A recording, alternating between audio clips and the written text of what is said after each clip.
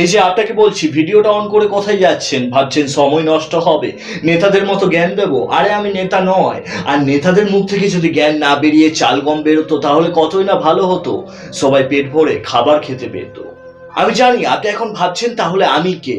আরে আমিও আপনার মতনই একজন সাধারণ মানুষ, যে আনন্দে হাসি আবার দুঃখে কাঁদি। তবে কি জানেন তো, আপনার আমার মতো সাধারণ মানুষরা আছে বলেই এই পৃথিবীটা এত সুন্দর হয়ে উঠছে। আর অসাধারণ মানুষদেরকে তো শুধুমাত্র ইউজ করা হয় মডেল হিসেবে। তবে দিনের পর দিন কারখানা চলছে আপনার আমার মতো সাধারণ মানুষের পরিশ্রমে।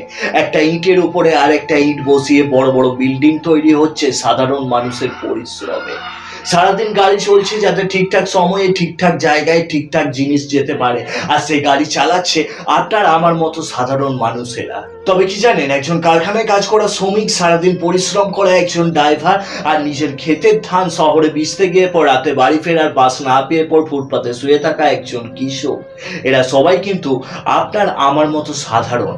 আর এই সাধারণ মানুষদের পরিশ্রমে এই পৃথিবীটা এত সুন্দর হয়ে উঠছে। তবে সাধারণ ঘরের ছেলে মেয়েরাই উচ্চশিক্ষায় শিক্ষিত হতে পারে না শুধুমাত্র টাকার অভাবে, আর এই সাধারণ ঘরের ছেলে মেয়েরাই বিনা চিকিৎসায় মারা যায় টাকার অভাবে।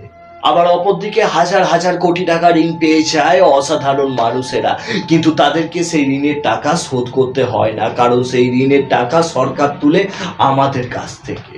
কখনো কোনো কারণ ছাড়াই ব্যাংকের থেকে টাকা কাটে, আবার কখনো পেট্রোল ডিজেলের দাম বেড়ে যায়, কখনো গ্যাসের দাম বেড়ে যায়, আর তাতেও যদি ঋণের টাকা শোধ না হয় তাহলে একটা ছুঁচ কিনতে গেলেও আপনাকে দিতে হবে ভ্যাট, ট্যাক্স, জিএসটি। তবে অনেকদিন পর আমি ট্রেনে সফর করলাম, আর সেখানে দেখলাম এক অদ্ভুত মানুষকে।